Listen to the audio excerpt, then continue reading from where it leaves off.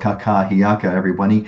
This is our live real estate. This is the Aloha Friday Hawaii real estate show. We're in the pre-game section of our show. We take about 5 minutes to kind of warm everything up, to get used to do our audio checks, let the audience start to come in.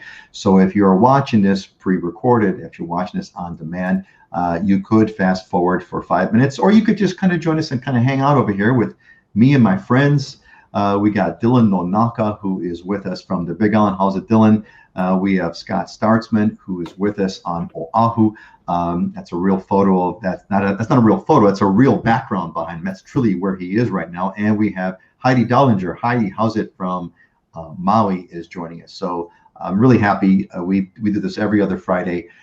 We got links in the description if you need help on anything. We talk about real estate in Hawaii. So we're going to warm this one up over here, and I'm going to go counterclockwise for today. Heidi, what's your coffee specialty? What's on your mind there? What's your coffee? Or you're wearing those puka shell earrings again that you brought out last week? What's on the coffee? What's in the coffee cup, Heidi? So this morning I'm drinking a Maui Typica. It's such a flavorful coffee. These same beans are actually grown in Kona as well, but when they're grown on Maui, it's Maui Typica, and it's less expensive than Kona coffee. It's just a great time of year. I was out on my lanai this morning. I can see whales, the humpback whales, come to Maui every year to give birth to their calves, and you can see them out there in the ocean. It's just a really great time of year. That's got to be so cool. I mean, everyone loves looking at the whales, and we got them here on Oahu, but you have to hike out to, the southeast area of Oahu. But you get to see them like out of your house. You could look out or close by. Yeah, I mean, they're in a distance, but you can see them breaching. You can still see them. Wow. You can see them out in the ocean. I mean, they're everywhere this time. How cool is that? How cool is that? How cool is that? Scott, what's going on there, buddy? What's the shirt? What's the background? What's the weather? What's going on?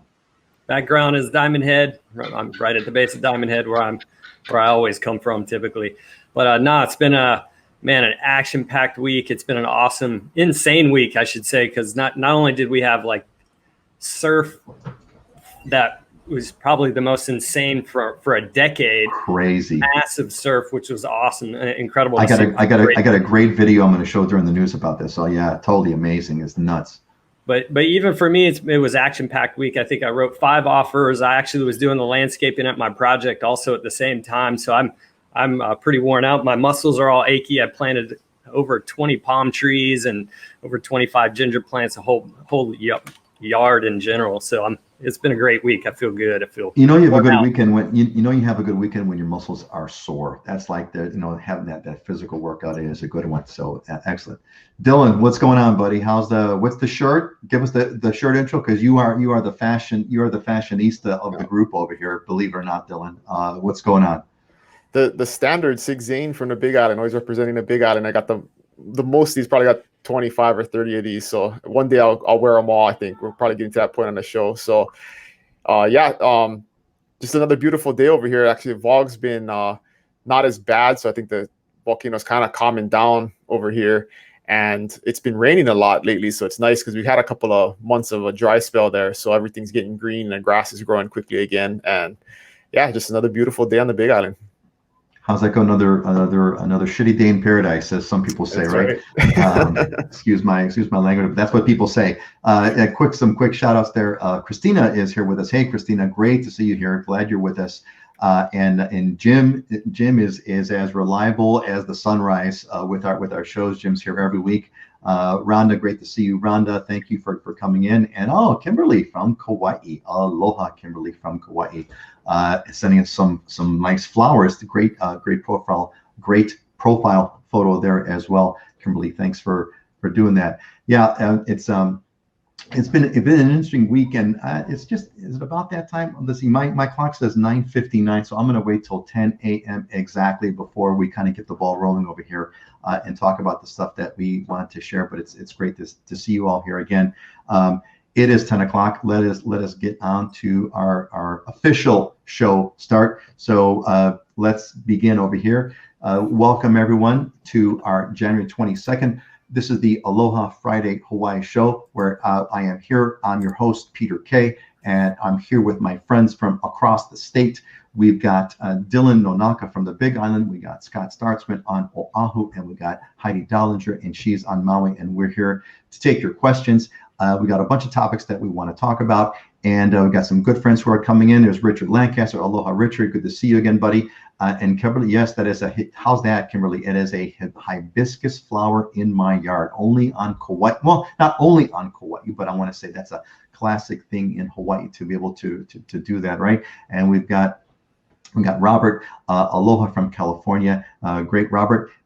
Thanks so much for being here. And the questions are coming in already, which is great. So Eric Lindebach, hey, Eric, how's it? Aloha Friday, everybody. Aloha Friday indeed.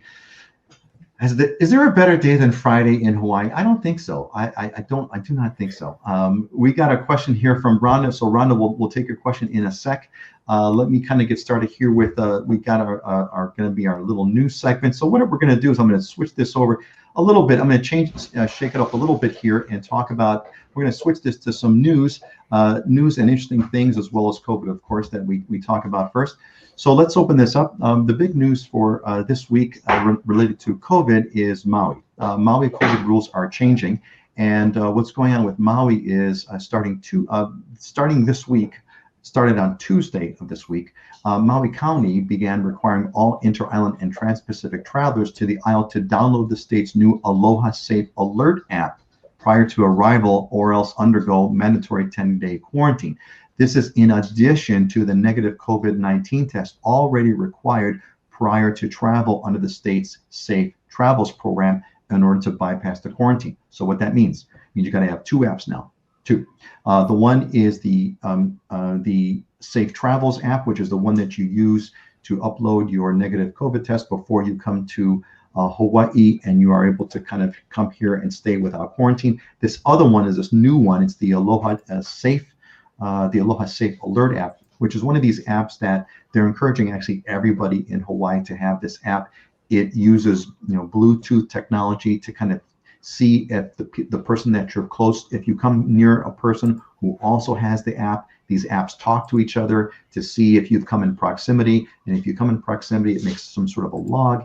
And then if someone that you ever came into proximity with got sick, everybody would get notified, including you. So it's a way they're using to help hopefully control the outbreak. This is not the only app. This app is being used, not this specific app, but apps like this are being used across the country. So that's the big news on what's going on Maui. The other one, vaxxers exempted. I hope vaxxer is not a pejorative. I don't mean it to be but the word vaccinated travelers was too long to fit in the thing. What's going on is this: there is some talk that vaccinated travelers could be exempt from quarantine testing by the spring. So there's been some chatting going around. Our Lieutenant Governor Josh Green, he said that travelers who get vaccinated for COVID-19 will likely be exempted from quarantine and testing requirements as early as this spring. So there's some talk, the long and short of this is that there's some talk going on that if you're vaccinated, you would be able to become exempt from quarantine. I hope that's going to be the case. It's just talk right now. There's nothing been officially stated. Last week, man, it was a heck of a week, man. We had some serious weather, hardcore, very windy weather. We had floods, we had outages. There's a couple of photos there. Actually, was rather personal for me. If you look at that middle photo, that's just a photo in urban Honolulu, and that's kind of what it was looking like. It was rainy and windy, and that picture. Let me see if I could open this up just a little bit more. That picture on the left there, the lower left picture, that's a tree on the ground. That is my tree and my backyard. So the tree got knocked over. That's an old cherry tree that actually has been on our property for really since before we got here, which was for over 25 years ago on the property. So it was sad to see that tree go. It had a beautiful monstera plant that was around it and came down. Winds just took it down. So that was a bummer. We also had some huge surf, and Scott had mentioned the surf in the pregame show about the surf. Let me give you a quick video. There's some really cool footage here. Let's see if we could play this. Bear with me here. I'm going to see if we could open this up. So this is what I wanted to make. I wanted to show you here, walk through on this one here. So you see here, it's gigantic surf. Those are jet skis in the water over here. And here you see a big wave coming in, right? And everyone's just kind of still, they're just kind of lounging around. They're waiting for the right wave. Everything's cool. Nobody's kind of moving around. They're waiting for the right wave. And now look at this big one. A giant one is breaking outside. Everybody sees it. And look at those jet skis. Everyone now is on full throttle to get away from this thing. Now watch, you're going to see these guys get air. Like here's the first one, second one, look at that. You see that guy, that last guy right there, boom. Think about these waves are 40 feet high. And if you're hitting this thing, there's another one going airborne. Now, one guy is going to eat it here really bad, watch. One guy's going to go over the falls. So this guy, he just makes it over the top. Now watch, you're going to see this one guy eat it. Here we go, watch, right there, boom. So crazy surf there. Sadly to say, the guy that one that you saw that really got some serious air, he had to be 50 feet in the air, right? These waves are 25 feet, 30 feet high from trough to crest. Jet ski going full bore to make it over. You saw that ramp. The guy got air. He had to be 50 feet in the air. So imagine crashing into the water from a 50-foot high thing with a jet ski. Broke his back. He's in the hospital and undergoing a spinal surgery. Hope he's going to be okay. But that was crazy. That was really, really crazy. So that was the news from last week. From everybody, let's is there anything you want to add about the news? Let's just go right down the line here. Dylan, and anything you want to add, experiences that you had during the week about this weather that we had? The weather wasn't that bad on the Big Island. Well, I always joke, but I'm serious that like Kona has the best weather in the whole entire world because we're protected by the mountains. And so there was in other parts of the state, it was kind of weird, but in Kona we had some rain, we had some drizzling, some days where it drizzled all day long, which is odd for the west side, but none of the like extreme.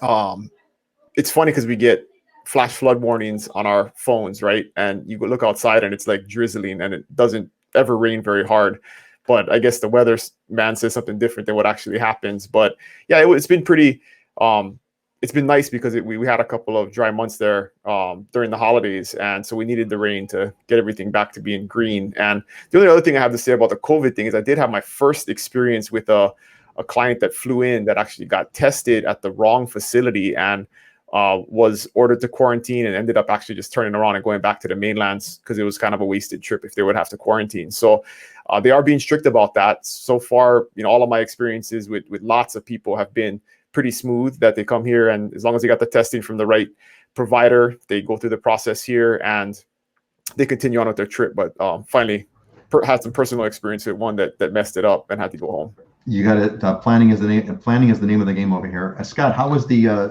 Did you see how many downed trees were there around where you were at with the wind and the rain that we had this week? I didn't notice any downed trees, but I will take full responsibility for all this weather because I delivered plants, all my plants and sod on Friday, and by Saturday I was losing my mind. Luckily, I had taken my sod and I had laid it on the ground to prevent from erosion when it's raining straight onto the dirt, it messes everything up. So luckily I had done that and I didn't have any issues, and I had moved all the palm trees and everything into my garage and closed the door. But yeah, it was pretty nuts. I kept waking up every hour from hearing the winds and the rain, worrying about the project and stuff. But luckily nothing happened for me in my project. And I didn't notice anything around the neighborhood. That surf video you showed them, that was outer reef Oahu, there was some insane surf, but I also saw some last night of Jaws over on Maui, where Heidi is. Jaws. Yep. It was almost even more insane, some of the stuff they were dropping in on it. If you ever get the chance to see that, if you drive up to the North Shore, I remember 2005 when I came over here from the Big Island, and I had to park 2 miles away to walk down to where they were having the eddy at Waimea Bay. There must have been 10,000 people on the beach, and these guys are ants, and it really puts in perspective the power, and you hear that cracking. It sounds like a freight train coming down the pipe there.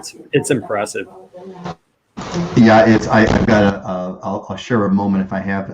We have a lot of questions coming in, a lot of activity, which is wonderful, and I want to hear, Heidi, what's been your experience? How was the weather, or what happened during the week for you, or anything else you want to talk about as far as news goes? Well, we did have a little stormy weather here on Monday. There was some flash flooding in central Maui.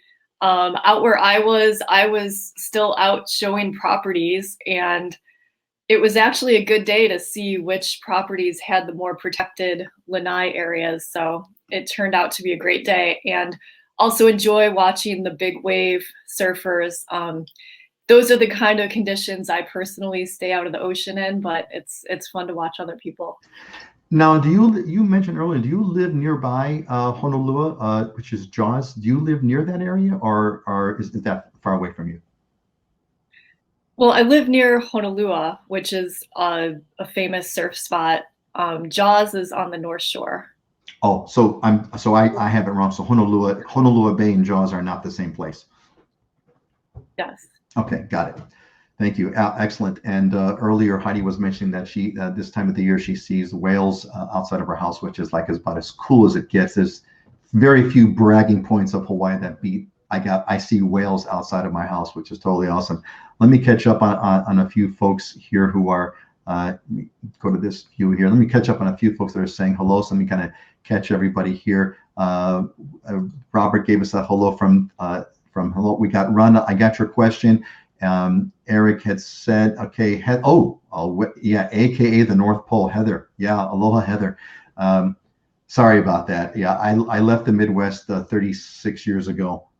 Not going back.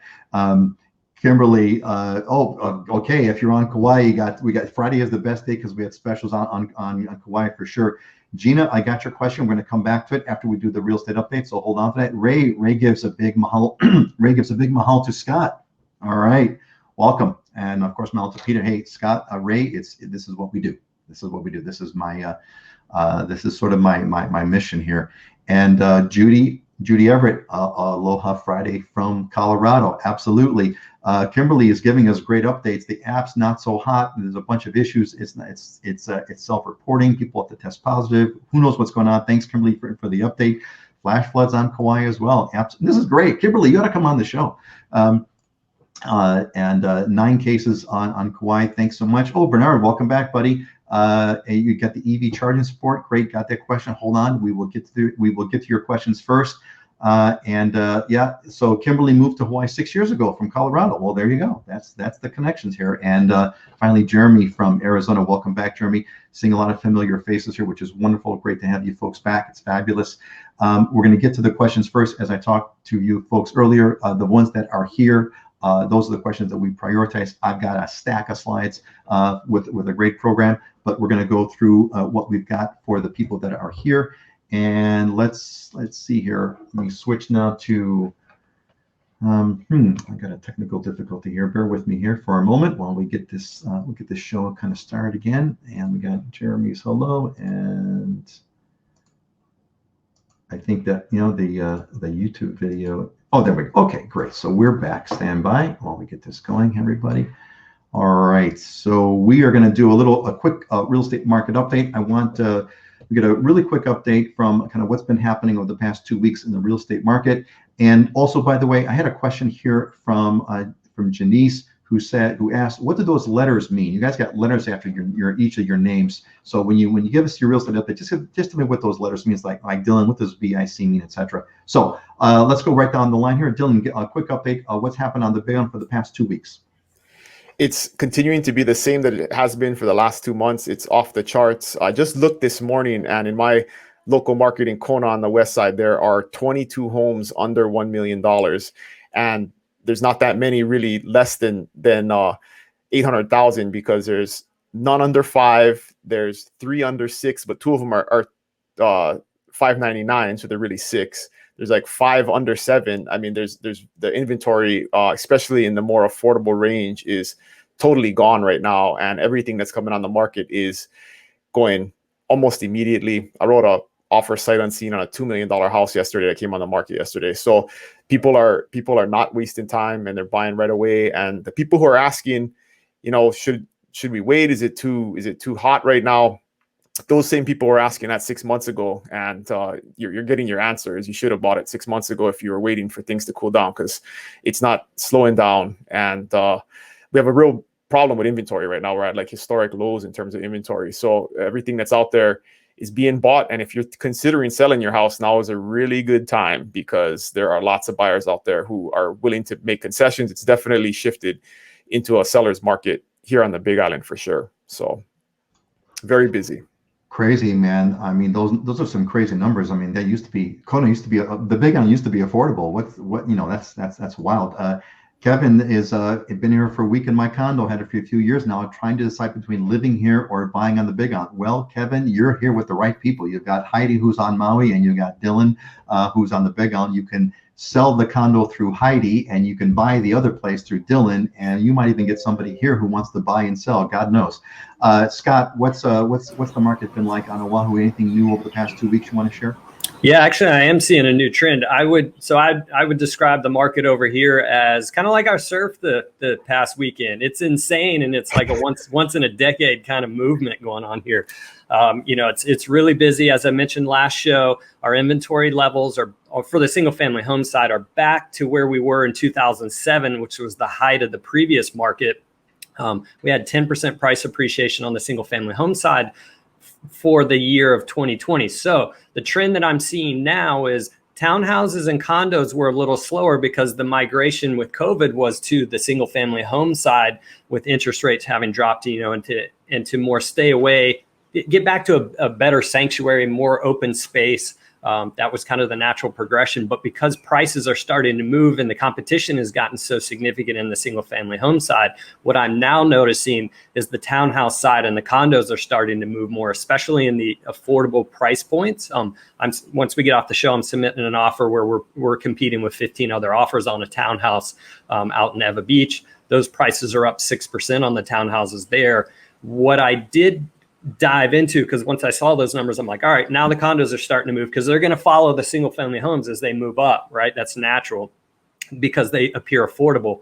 I did look at Kaka'ako, which is going to be our higher price point, and those are still not moving as quickly. So you're talking, that $2 million plus $1.5 million plus condo range. And part of that is because Japan can now travel, the Japanese can travel, but they have to quarantine for 14 days when they go back. So we don't have the Japanese market. Korean market's kind of in the same boat. So we don't have a lot of that foreign influence that we have in Kaka'ako. So the buyer pool for those upper level echelon properties in Kaka'ako is going to be a little slower for a little while here. Same with Waikiki. Thanks, Scott, for the update. Thanks, Scott. I got your side message on the microphone. Is this a better? Okay, good. Thanks, everybody. I have multiple mics and I got the wrong one, but that's geekiness, and we're not going to talk about geekiness. We're going to talk about Heidi and Maui. What's going on with the market over the past 2 weeks that you want to report on, Heidi? Real estate market. Well, there is just this velocity in the market right now. I mean, it's just getting busier and busier, and it's this widespread acceptance of remote work and virtual meetings that's giving so many more people freedom to live where they want to live, or travel for part of the year, spend part of the year on Maui, part of the year somewhere else. And it's just, we have this super strong buyer demand. We are starting to see multiple offers on a lot of properties where that wasn't as common before. Our 2020 numbers for both homes and condominium prices were up significantly, and a large part of that was driven by the large number of high-end and luxury sales in 2020. And we see that continuing, and now it's trickling down in some of the mid-range. Other inventory is just really going faster.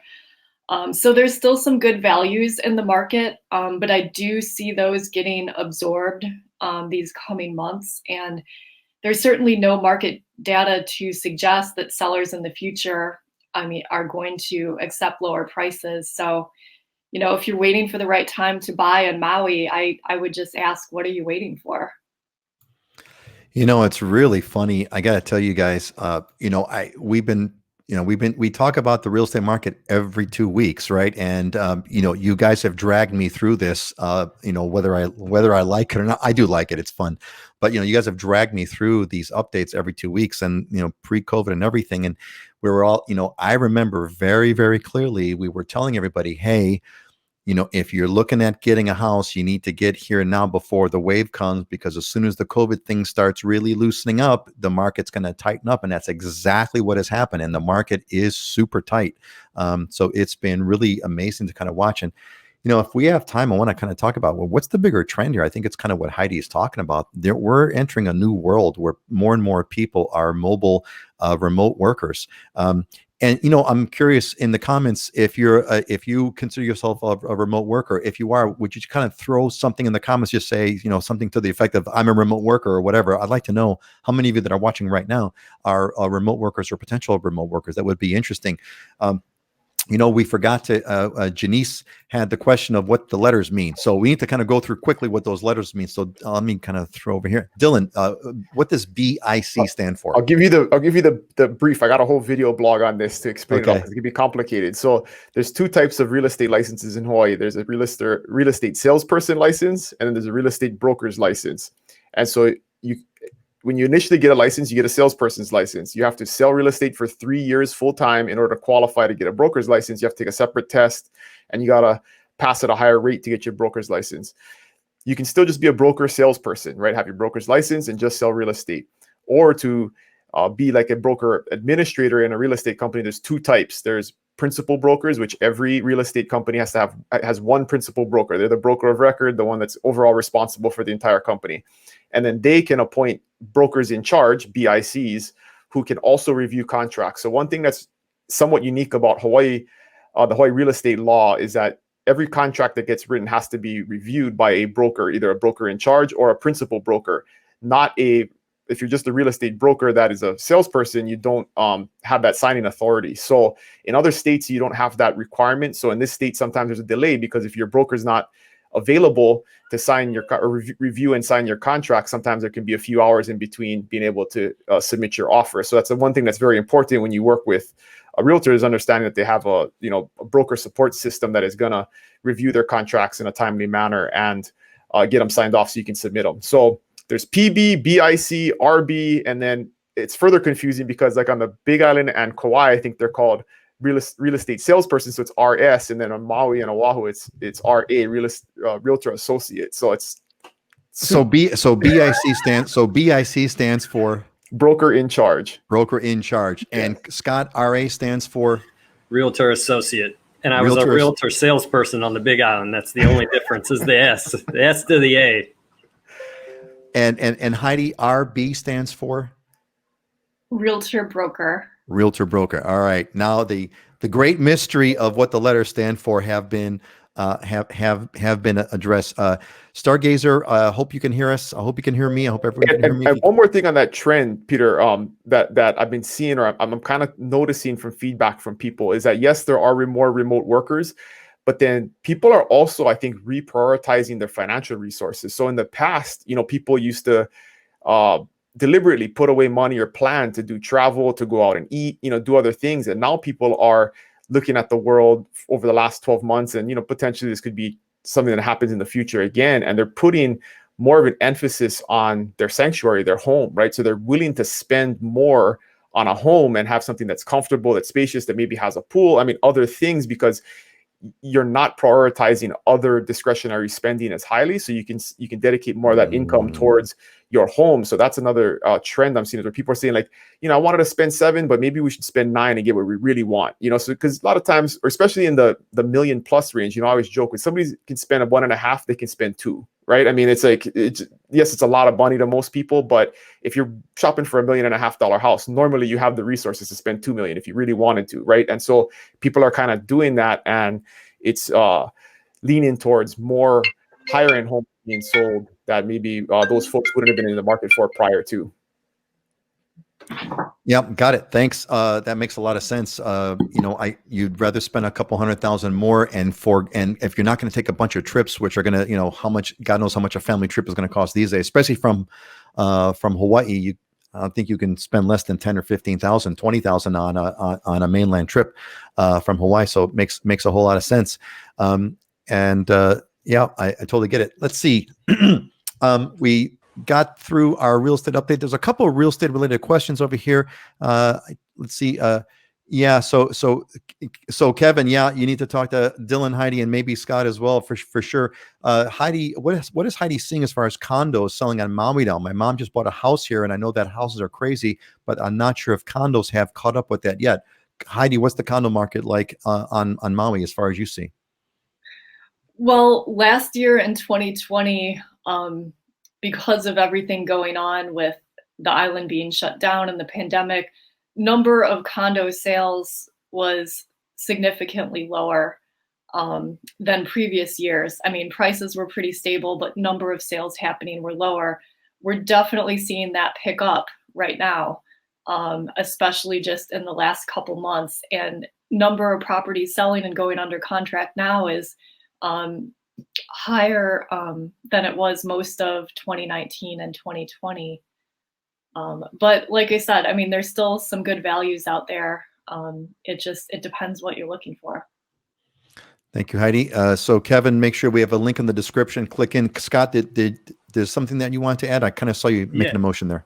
Yeah, real quick. And I think, the three of us have kind of chatted before, and I think they're seeing this as well, is I know here that fourth quarter really took off for us, and we're seeing that continued momentum carry into January. I don't think it's a coincidence that coincides when the state reopened tourism. Yeah, that whole when that COVID thing got lifted is like, as we had talked about, the floodgates were going to be lifted. So that's definitely what the case is. Rhonda's got a quick one. Dylan, if you buy your own land, is it less expensive to build a modest home than to try to buy an existing property? Dylan, I remember we've talked about this before. We've answered this before, and I think there's a bunch of individual videos I clipped out. My synopsis of what we had all talked about is, if you can buy a pre-existing home, it's going to be a lot better. The process to go through building and finding a builder and construction and all that overhead ends up being more expensive. Dylan, is there anything that you'd add to that? We had talked about this before already. Yeah, it really depends on what your process is. If you can do some of it owner builder, you have some skills, you got some friends and connections, you may be able to bring costs down. But if you go retail, you're not going to have a whole lot of equity built in, especially with the cost of land following the cost of housing up. Land's already expensive. Then you build a house, its cost per square foot is expensive. You don't have a lot of equity built in when you're done.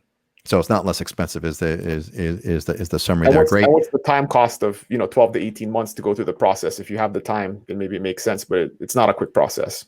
Yeah, exactly. Yeah, Bernard, 100% remote for the past 4 years, moved to Oahu. Yeah, absolutely. Bernard, you want to make sure you get a hold. Well, stay on the channel, buddy. That's what it's all about. Ray says, I came to Oahu from Orange Beach, retired now, writing third novel. Awesome. A lot of appellate attorney, live Chesapeake Bay, remote discipline. Yeah, got it. Wish I'd moved to Hawaii years ago. Yeah, we talked about that at a previous show, Ray. You were probably here when we said, look, should you live where you're at or move to Hawaii now? And I think the consensus was move to Hawaii now, right? Yeah, Kimberly is really active. Thank you, Kimberly. God bless you. Permits on quiet can take years, delays. Yeah, there's all kinds of delays. It's not an easy process. All right, I want to move. There's been a big topic that I've been holding on to that we get a lot of questions on, and I want to move into that topic. And then once we're done with this topic, we're gonna come back and I'm gonna hit everyone's questions that are there. Christina, we got yours. I got yours in queue. I got a bunch of other ones that we will cover. So let's kind of hit our big, huge topic over here because we get a lot of questions about this. So a lot of questions have come in about renting in Hawaii. Let me do a quick rundown of the kind of things that we've been getting. So Christy from Kansas City, how hard is it to get a place to rent without a job first? I know I can't get a loan until we have some income. John from Kansas said, hey, rental housing. I'm being transferred to Oahu for work. It's my wife and I have a small dog. Where should I start to look for housing? We're not ready to buy yet. How do we handle the pets? Christina from Kentucky. Hey, where is rent the cheapest with great beaches? Marianne from Pennsylvania. Would it be appropriate rental place for us? Where would be an appropriate rental price for a small house on the Big Island? Nothing fancy. Morgan, Big Island. Hey, I'm hoping to relocate to Hawaii with my company. How difficult is it to find a place to rent? And that's not it. We have more. We had Christina from Indiana. Hey, I want to live there, but right now my sons are starting their families. I don't want to miss it. So I'm thinking about a property I'll be able to rent, but visit a few times a year. Another one from Angie from California. My family of 3 humans, 3 humans and 2 small dogs are going to relocate to Oahu for my husband's job. It's been a dream for us. We're trying to find a how do we find a pet-friendly, short-term furnished 2-bedroom rental for less than $6K a month? I've been searching all over the place. You know, I've looked at VRBO and things of that nature. You know, what do I do? Another question from Pera from Tucson, Arizona. I'm a counselor and plan to move with dogs and children. Is it easier to rent or buy a house? And what does the job market look like for therapists? Marla from Texas. Is it better to get an apartment and pay the upfront entire lease while I look for a job, or look to purchase a cheap condo? You get the idea. There's all kinds of stuff going on about renting. So there's a lot to fly through. And so what I decided is that let's break this up and let's talk about renting. So Dylan, if you can talk to the rent versus buy kind of questions that we got, if you can kind of share what your insights are and your wisdom is on that. Scott, if you can kind of hit the whole, I want to find a short-term place to rent, rent for a couple months while I'm looking for a house, or, how do I get something because I can't rent remotely, it's not working for me, etc. If you could talk to that part. And Heidi, if you could kind of talk about the investment piece, right?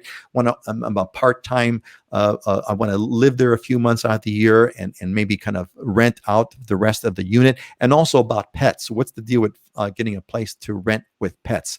I think if we do that, there'd be a good rental sort of a show here. Yeah, Christina, a lot of Christinas. So Dylan, and again, you guys want to talk about anything else as well, pop it in, but just on a general guideline basis. Dylan, rent versus buy. What's your advice here? Well, the general advice versus rent versus buy is always, rent, you just take your cash and then write it on fire and it goes away, right? Because you're paying for a landlord to pay his mortgage or grow his equity in that property. And when you buy, you get tax benefits, your mortgage interest can be written off, plus you get the appreciation benefit over the years. So a lot of times the money that you pay towards a mortgage, you make back plus some, and you end up netting more of a benefit than you would that you paid through your mortgage over 5, 10, 15 years.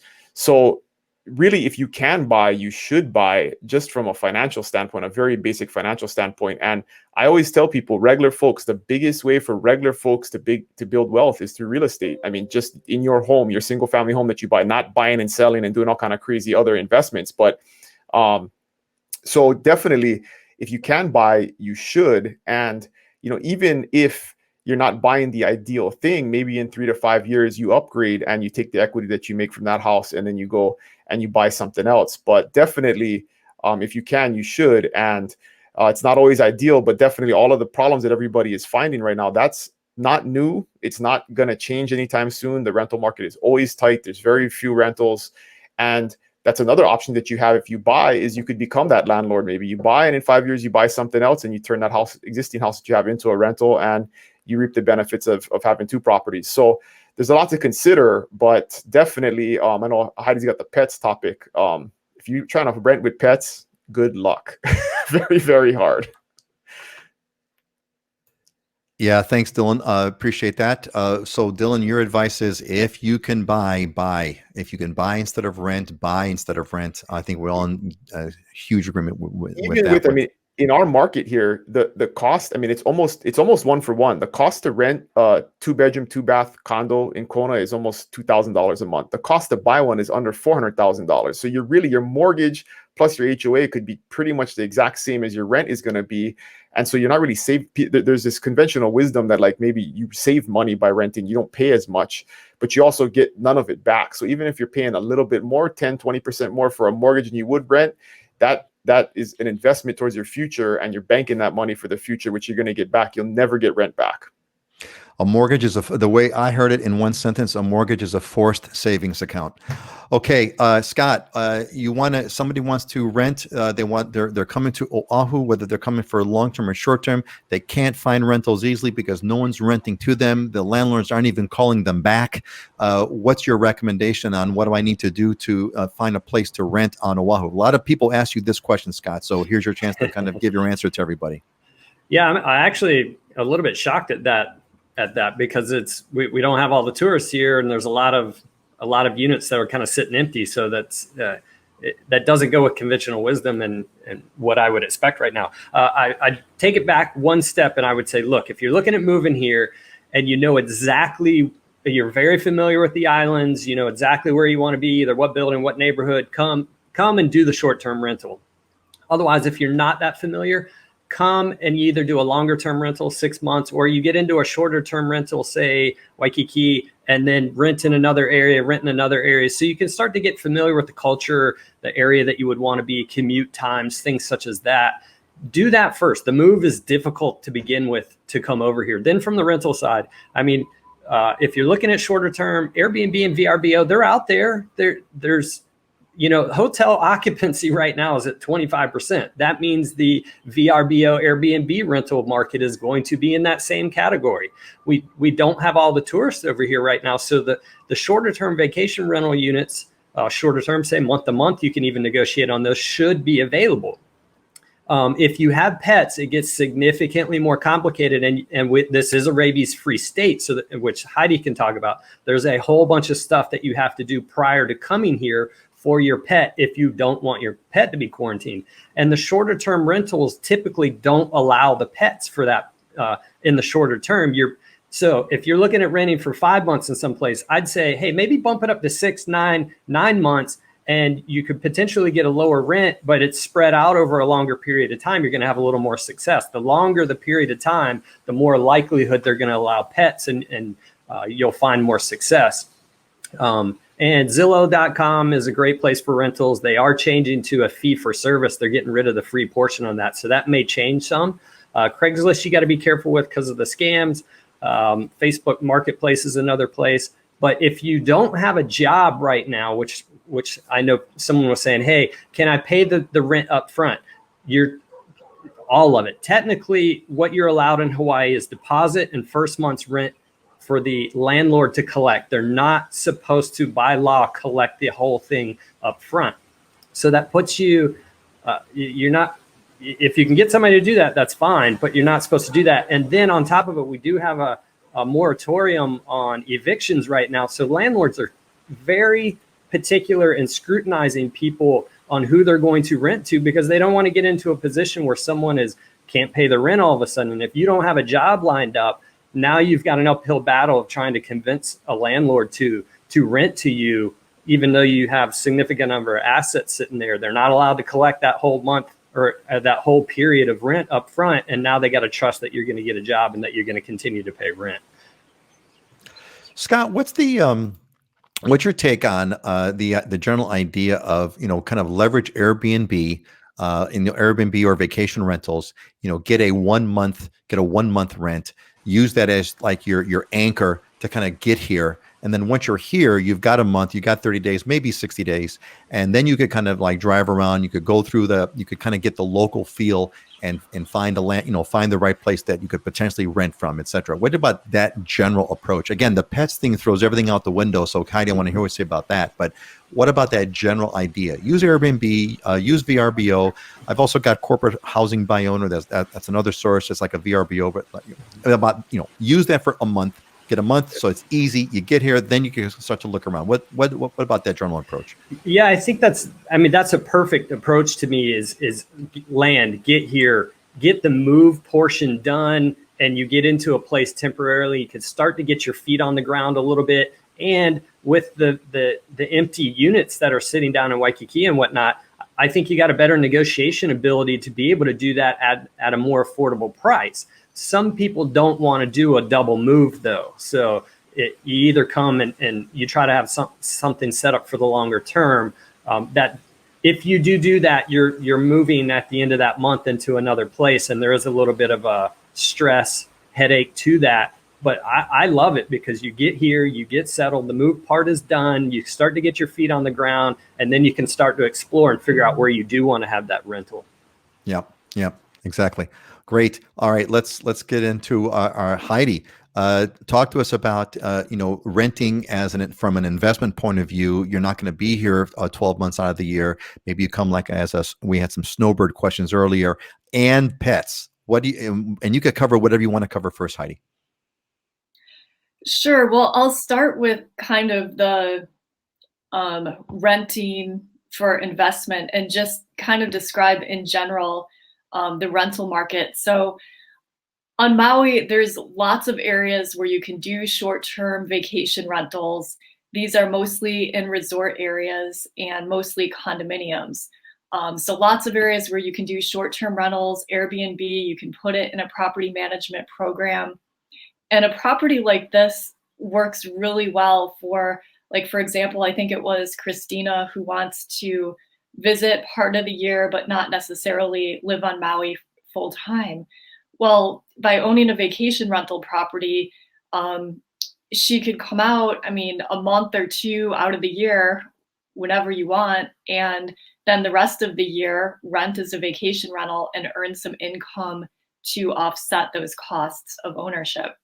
So you have the vacation rentals, and then you have other areas which are residential areas, residential condominiums, pretty much everywhere else that allows long-term rentals. So Maui County defines a long-term rental as 180 days or 6 months. So like for the person that's just looking for a 5-month rental, you might consider staying an extra month, because then you'd be able to find a 6-month rental, and they're generally 6 months to a year that you're allowed to do in those communities.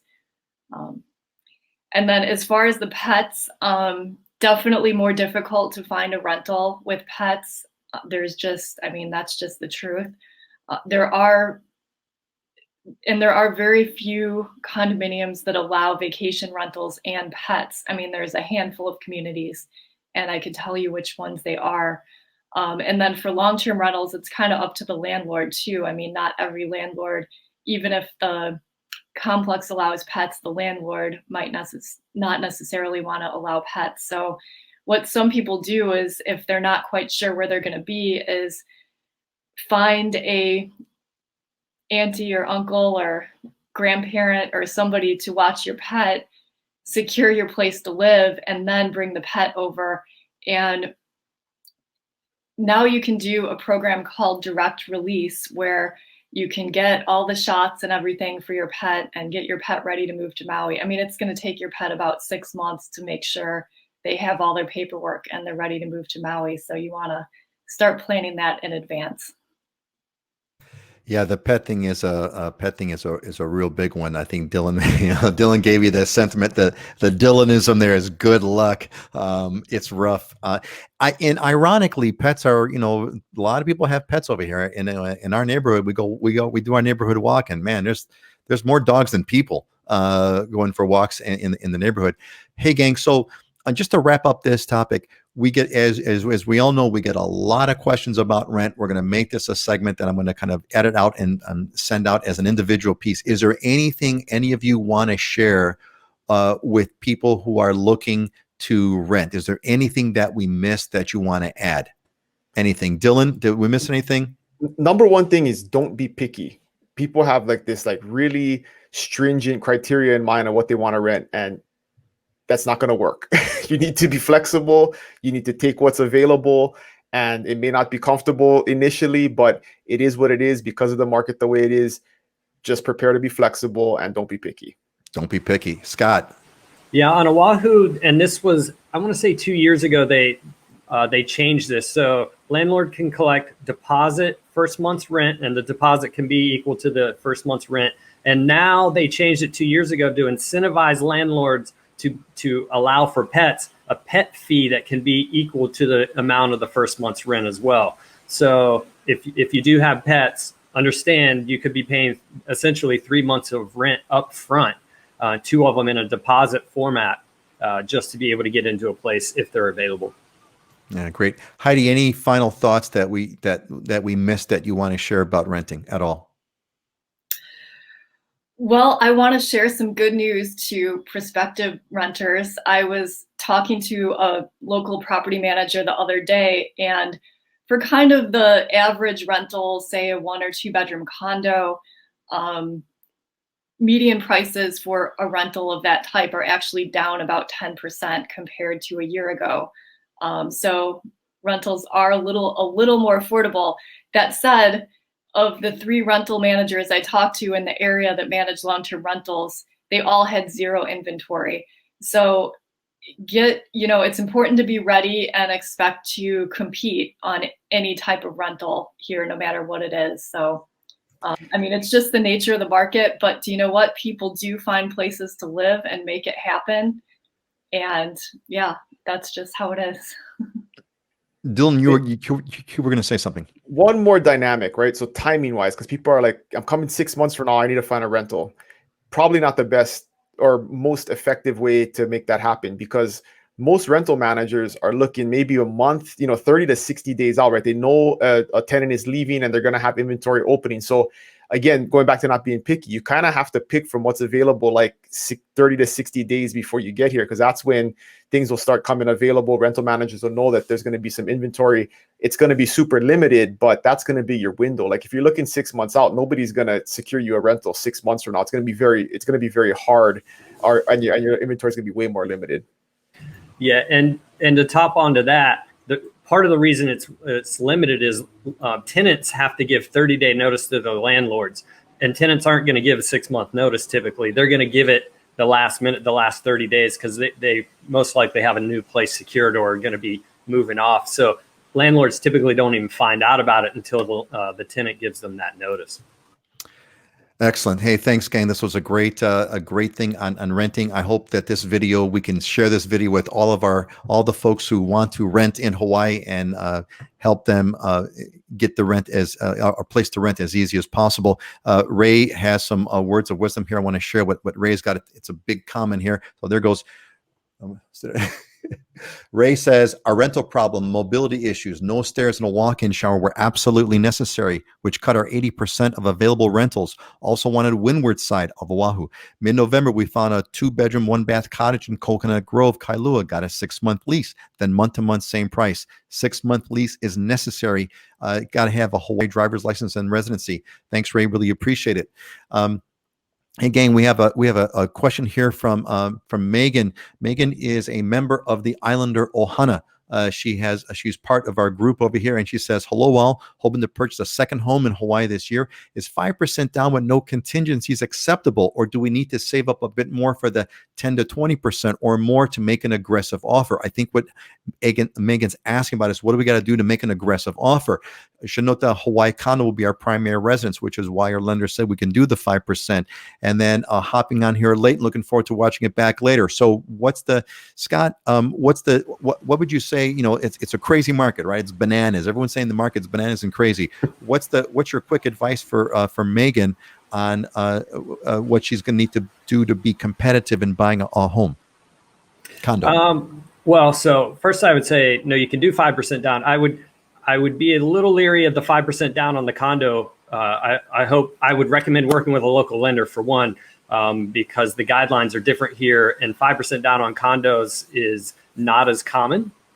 But what I would say is trying to save up, if the condos here, which the median price is, let's call it $500,000, it's actually like $450,000.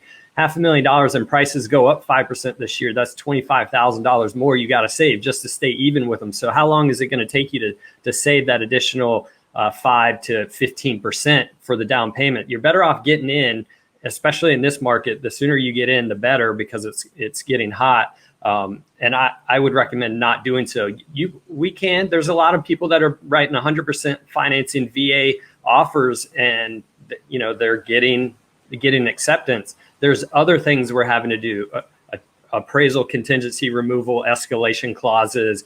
Buyer will not request any credits or repairs from the seller, writing that in the contract. There's a whole bunch of other little things that we can do to strengthen the offer without having a heavy down payment. Great. Anybody want to chime in and give some additional advice for Megan if she's looking to be competitive with buying a condo? Anyone want to share anything? Well, assuming that you're in a competition, the lower your down payment, the lower you are on your competitiveness, right? So if you have multiple offers, cash is going to rank at the highest. Then the next highest amount of down payment, maybe somebody's putting 50% down, and then 20, then 10, then 5, right? So you're going to be at the bottom of the totem pole, the lower your down payment is. You can definitely do a low down payment loan if it's not competitive, right? If it's a normal house, been on the market for 30 days, they don't have any other offers, no multiple offers, then you're good to go. There's lots of different programs for low down payment programs. But if there's multiple offers, you're probably going to be the least competitive with a low down payment. Got it. Heidi, is there anything you want to share?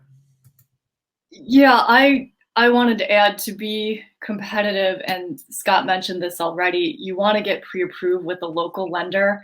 And my recent experience in the condo market, particularly if people are looking to buy a second home or an investment property, banks are now requiring, or at least the banks that we've been dealing with, 30 to 35% down payment for those type of properties. So for a more residential property, maybe 5% down would work. It's up to the lender.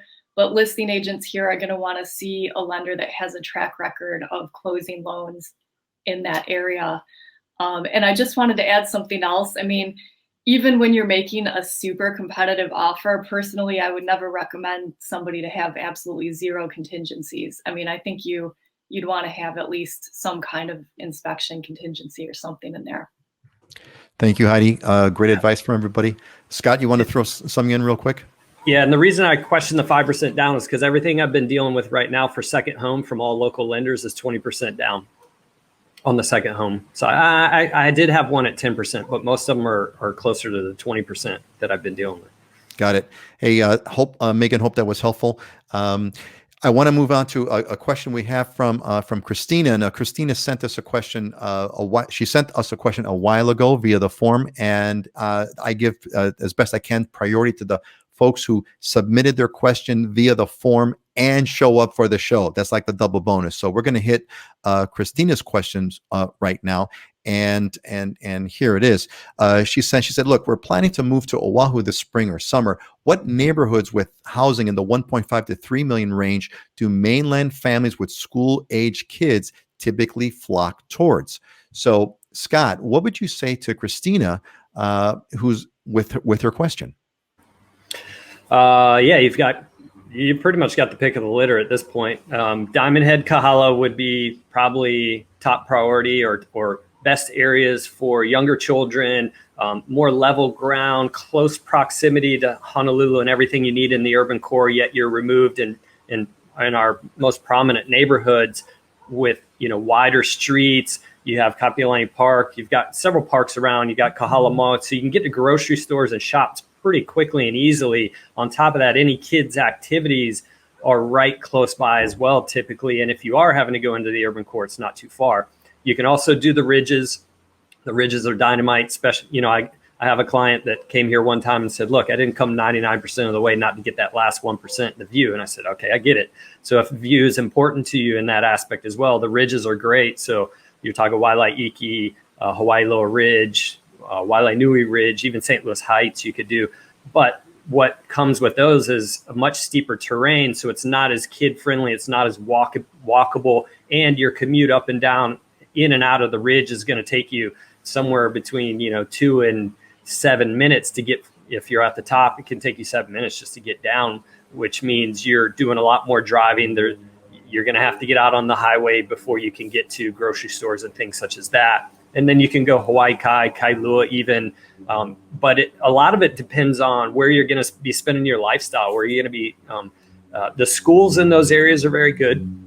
But if you're going to be dealing with a lot of urban core commuting, or if the kids have activities, which most of them are going to take place in town, then you're probably going to want to be closer to the urban core. I've had clients that live in Kailua, for example, and the kids had 3 kids going to Punahou, and they spent all their time over here, and they wouldn't get home to Kailua till about 7 at night. So they ended up moving to Kahala.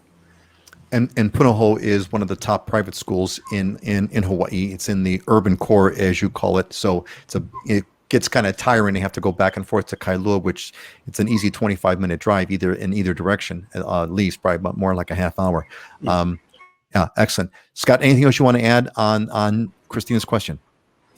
Not really. I mean, Manoa is so close to all those, and you talk about, you could walk to school at that point if you took your kids to Punahou. Yeah, which is a great neighborhood. Manoa is a really great urban core neighborhood. It's gorgeous. It's beautiful. It's upscale. It's near everything. It's one reason why it's so desirable. But it's also very raining in Manoa, so you better like the rain because it is definitely a wet tropical thing. Okay, thanks very much, Scott. We got a quick question here that I want to hit from Mark Lowe, another member of our Islander Ohana. Mark, so glad that you're a part of what we're doing. Is there a concern about a bubble similar to 2008? Developing through this hot market. So Mark's got a bubble concern. What do you all say about that? Let's go in reverse. Heidi, we'll go Heidi, then Scott, then Dylan. Bubble concerns. Well, I don't think it's quite the same. And one of the reasons is lenders are pretty strict these days. I mean, I'm finding that lenders are stricter than ever and requiring checking, verifying people's income up to right before closing, requiring higher down payments if it's an investment property. Prior to 2008 was a totally different situation. And also, I mean, while our market is busy and yes, there's a lot of activity, I don't see people out there just willing to pay whatever for anything because they just think real estate in general, they're just going to buy it, whatever it is. The people that are buying, I mean, are wanting to invest in something to improve their lifestyle. It's not just, any condo, I'm going to buy it. And I mean, most of the buyers I work with, all the buyers I work with, I mean, we're looking at the comps, we're looking at the value of the neighborhood too. I mean, it's not just, buy anything kind of market. Scott, now I got to tell you guys, that the biggest sign of a bubble is when someone says there ain't going to be no bubble coming, right? That's when you know a bubble's coming. But that all being said, what's your thoughts, Scott, about a bubble in this market? So the key there is similar to 2008. No, I don't in the short run see a bubble coming. If you continue this path and we hit 10% price appreciation this past year, our historic average over 35 years is 4.6%. So and we were trending along that, which was very sustainable. If we have 10%, 10%, 10%, at some point you're going to have a correction. I don't see it in the near future. Why we're different from 2008 is because after 2008, lenders got very strict. Prior to 2008, if you breathed on a mirror and could fog it, you could get a loan. And people were doing 100% financing. They were negative amortization loans, things people shouldn't have been getting into. And everyone thought it was going to keep going. And we had 20% price appreciation in a year. We're not at those marks. And lenders have been so restrictive. You've had to really prove that you could get in on something from 2008 on. So there's plenty of equity in these properties. It's not like people are going to go belly up here all of a sudden. Interest rates are low. That's what's driving this right now. The Fed said they're not going to raise interest rates for 3 years. They're not looking to. So housing became more affordable on that monthly payment standpoint, but because of that, that's what we're seeing in this pricing. And we're going to see more momentum because of like what we said. I mean, Elon Musk just moved to Texas. Larry Ellison moved to Lanai. I got a number of clients from Oracle, Facebook, Google, different places that they're now allowing them to work remotely. So you're seeing this shift, this demographic shift for people, and it's bringing people here. So I don't see it being a bubble, not anytime soon. I think we need several more years of this run because all we're doing right now is eliminating that affordability that was created from the interest rate drop. We got a ways to go before we go well past that. For going to bubble. Dylan, I believe you had a story that you were one of these people who fogged the mirror a long time ago and got a house. What's your sense of the state of the Mark's? How would you respond to Mark's question about, hey, is this a bubble going on?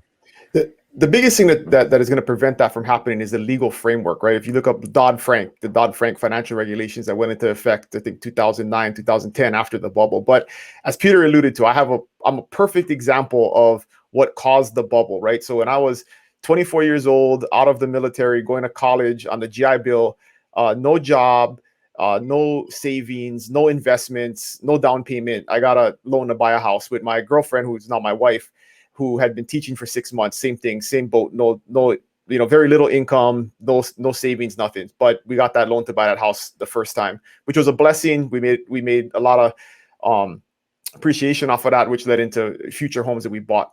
we recently bought a house. We bought 2 houses since then. The second time it was, very stringent, but even this third time earlier this year, they called me the morning of closing. They called my cell phone, which is listed as my office number, right, to verify that I was still employed. So before they funded the loan and we could close on this house, they were checking one more time that nothing had happened. So it was a much more painful process, having a down payment, having income, having assets. I mean, being a totally qualified buyer. The process this time, 11 years later from the last time we did it, was much, much different. And those are the things that are going to prevent another bubble, is those legal frameworks and regulations that are now in place. Because before, there was a lot of corruption in the industry where realtors and mortgage brokers and appraisers were all working together. So, a realtor would get an offer in on a house that was overpriced, and then the appraiser would then appraise it overpriced, and then the lender would do a loan on it that it was overpriced. And so all of that stuff went away. It's called RESPA. There's all of these legal regulations now that prevent all that stuff from happening. You can't pick your lender anymore, or the lenders can't pick the appraisers and pay them off on the side. They give them an appraisal that is overvalued. So it's a much different environment than it was in 2007, 2008.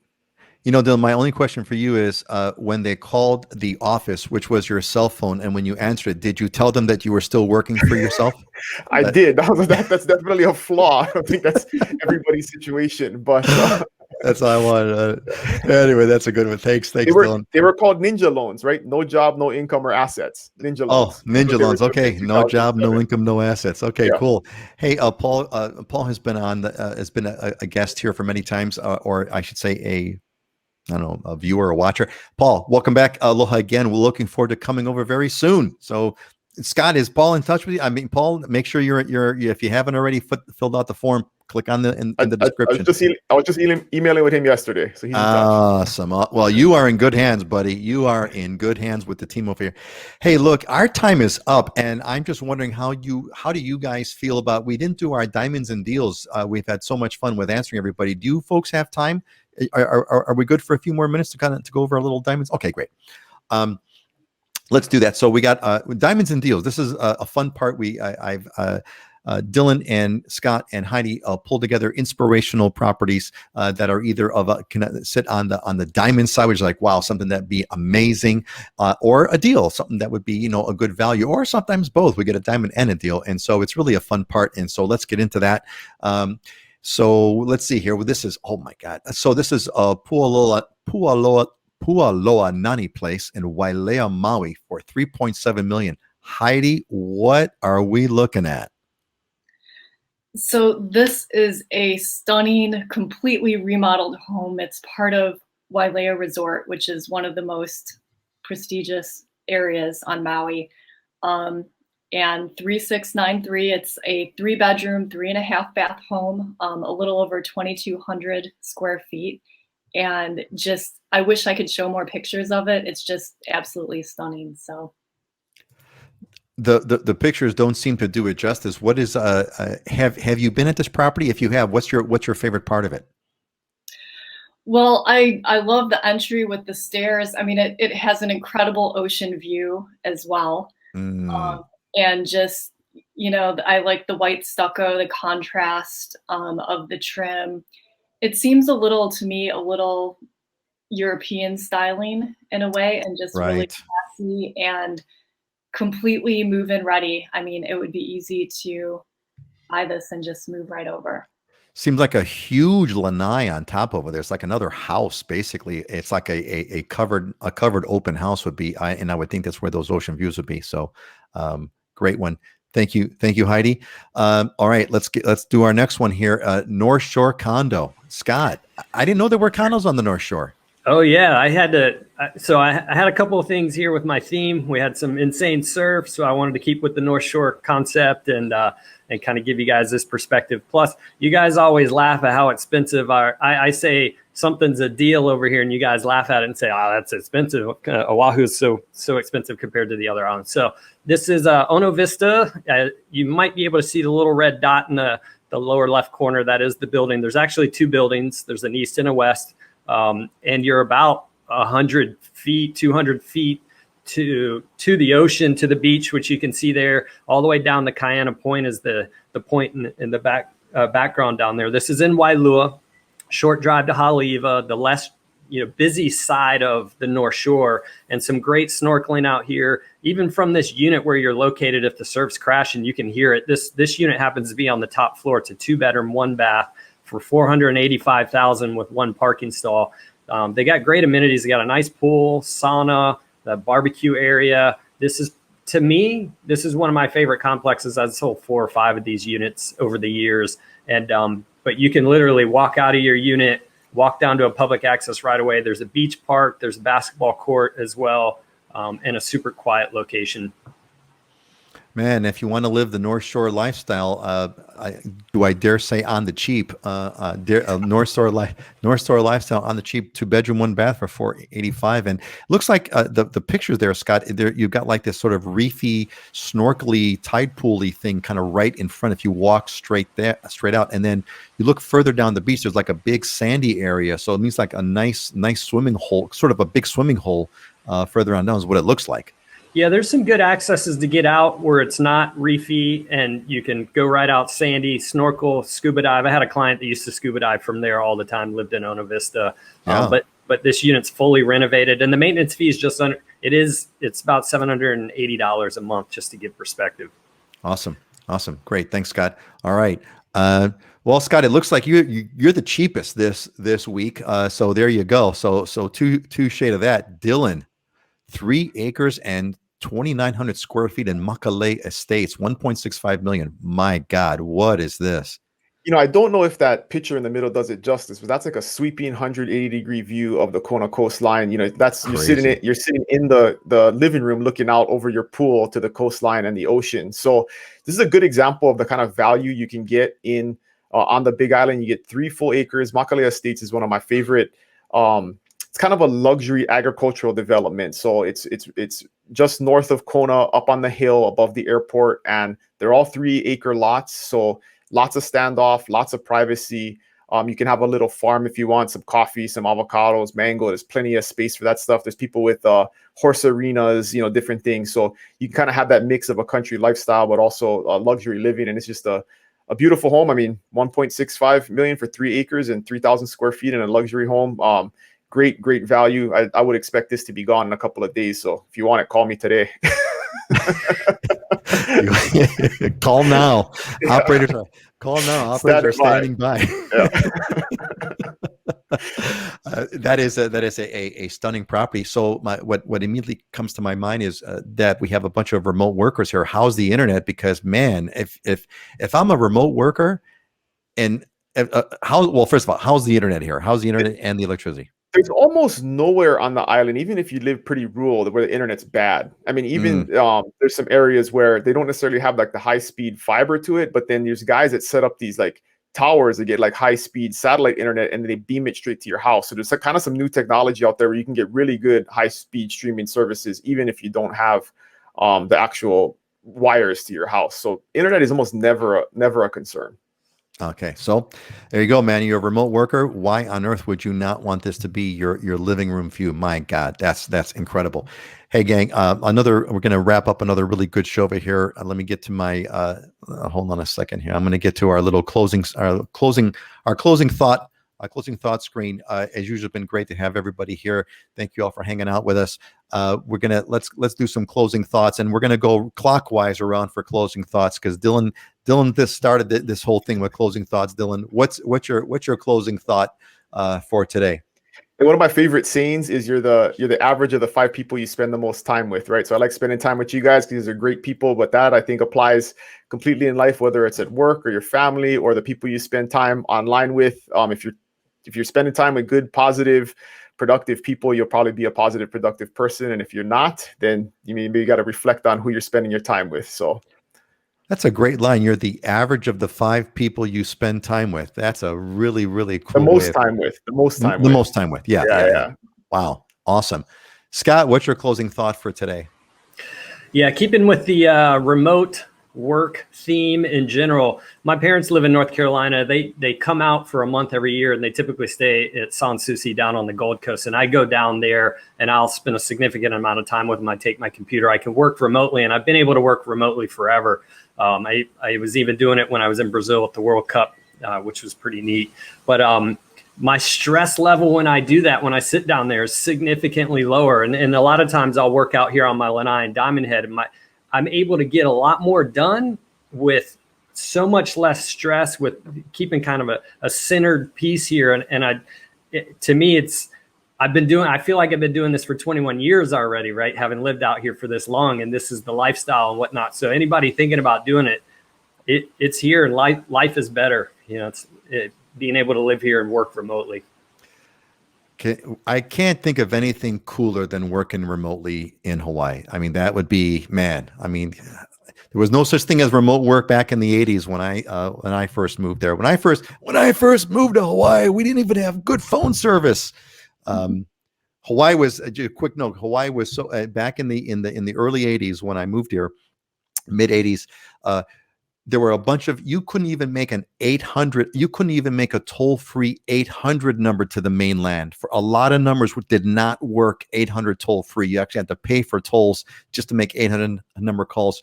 Calling a mom on Mother's Day, you had to call early because all circuits would be busy. So those were back in the old days. Anyway, that's the old man's closing thought. Heidi, what's your closing thought for today? Well, my closing thought is, I think all of us are searching for our own personal paradise, whatever that may be. And I was just really drawn to live on Maui, and I love the connection to nature.